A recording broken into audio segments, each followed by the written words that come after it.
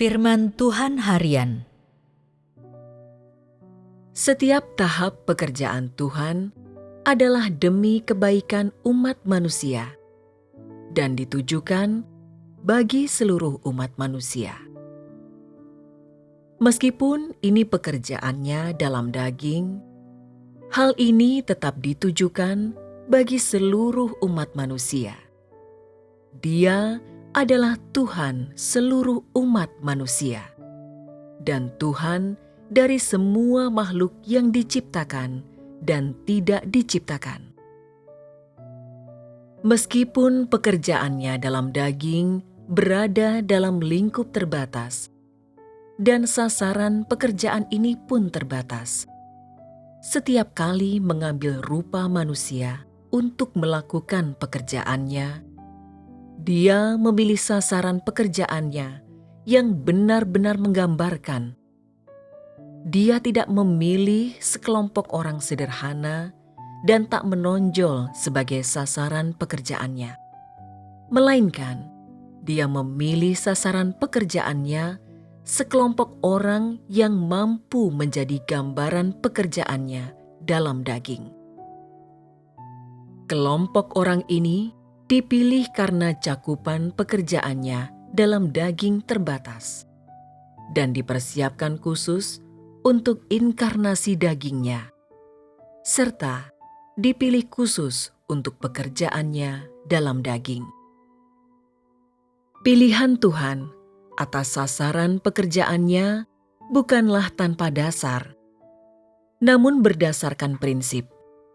Sasaran pekerjaannya haruslah menguntungkan pekerjaan Tuhan dalam daging dan harus bisa mewakili seluruh umat manusia. Sebagai contoh, bangsa Yahudi mampu mewakili keseluruhan umat manusia dalam menerima penebusan pribadi Yesus, dan bangsa Tionghoa mampu mewakili seluruh umat manusia dalam menerima penaklukan pribadi dari Tuhan yang berinkarnasi. Ada dasar mengapa bangsa Yahudi menjadi perwakilan seluruh umat manusia, dan juga ada dasar mengapa bangsa Tionghoa menjadi perwakilan seluruh umat manusia dalam menerima penaklukan pribadi Tuhan. Tak ada yang mengungkapkan pentingnya penebusan lebih dari karya penebusan yang terjadi di antara bangsa Yahudi.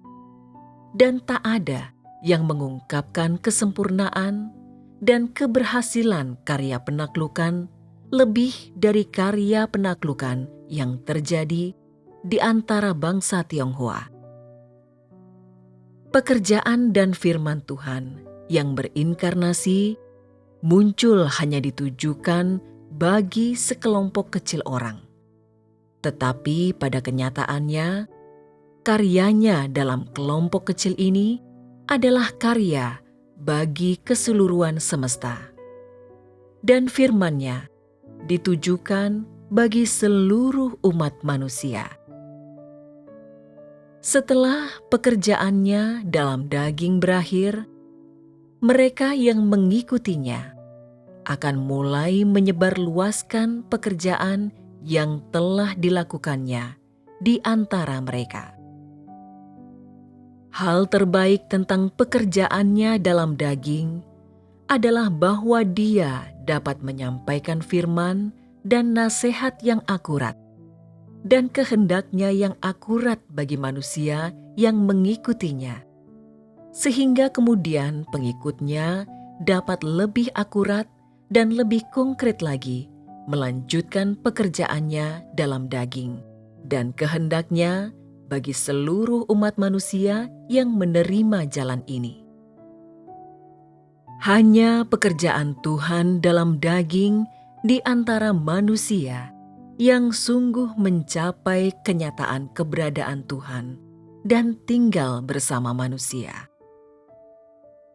Hanya pekerjaan inilah yang memenuhi keinginan manusia untuk melihat wajah Tuhan, menyaksikan pekerjaan Tuhan, dan mendengar langsung firman Tuhan.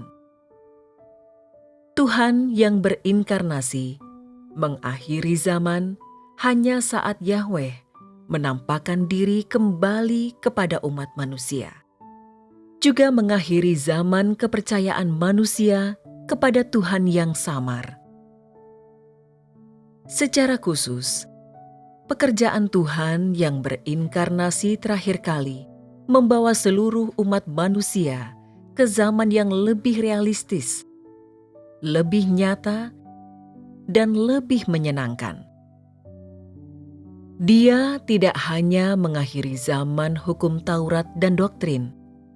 Lebih penting lagi, dia menyingkapkan kepada umat manusia Tuhan yang nyata dan seutuhnya, yang benar dan kudus, yang membuka seluruh rencana pengelolaannya dan menunjukkan misteri dan tujuan umat manusia, yang menciptakan umat manusia dan mengakhiri pekerjaan pengelolaan, dan yang tetap tersembunyi ribuan tahun lamanya.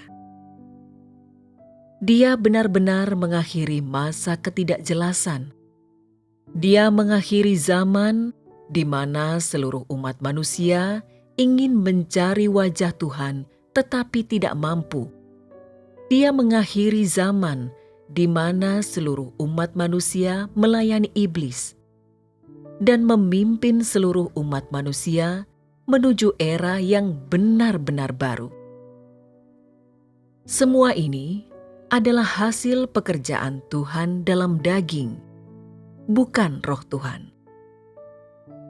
Saat Tuhan bekerja dalam wujud manusia, mereka yang mengikuti Dia tak lagi mencari dan meraba hal-hal yang tidak jelas dan ambigu, dan berhenti mengira-ngira kehendak Tuhan yang samar.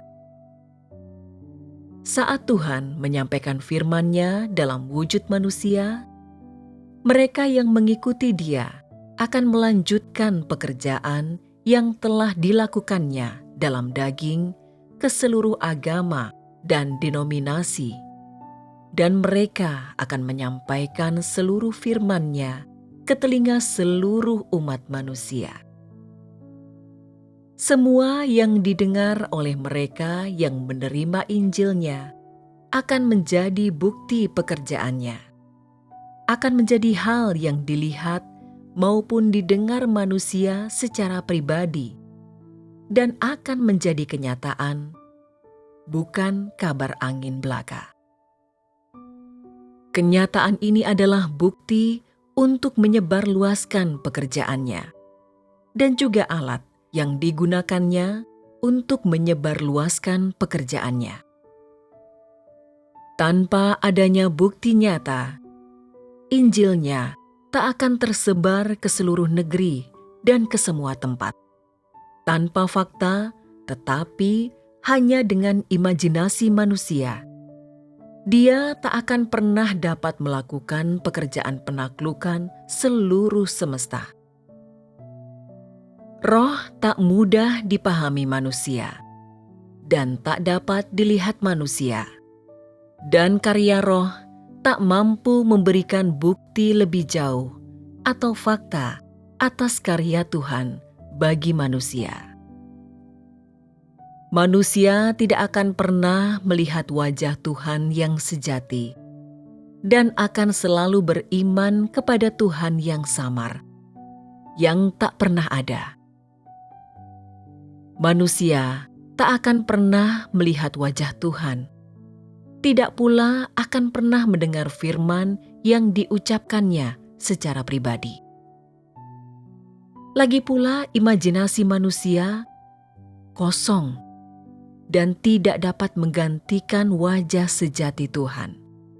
Watak inheren Tuhan dan pekerjaan Tuhan sendiri tidak dapat ditiru manusia. Tuhan yang tak kasat mata di surga dan pekerjaannya hanya dapat dibawa ke bumi oleh Tuhan yang berinkarnasi, yang secara pribadi melakukan pekerjaannya di antara manusia. Ini adalah cara paling ideal di mana Tuhan menampakkan diri pada manusia, di mana manusia melihat Tuhan dan mengenal wajah sejatinya. Dan itu tak dapat dicapai oleh Tuhan yang tak berinkarnasi. Tuhan telah melakukan pekerjaannya hingga tahap ini. Pekerjaannya telah memberikan dampak yang optimal dan telah benar-benar berhasil. Pekerjaan pribadi Tuhan dalam daging telah mencapai 90% dari seluruh pengelolaan pekerjaannya. Daging ini memberikan permulaan yang lebih baik bagi seluruh pekerjaannya dan ringkasan dari seluruh pekerjaannya, dan telah memaklumkan seluruh pekerjaannya dan mengakhiri penggenapan seluruh pekerjaan ini. Sejak saat itu, tak akan ada lagi Tuhan lain yang berinkarnasi untuk melakukan tahap keempat pekerjaan Tuhan. Dan tak ada lagi pekerjaan ajaib dari inkarnasi Tuhan yang ketiga.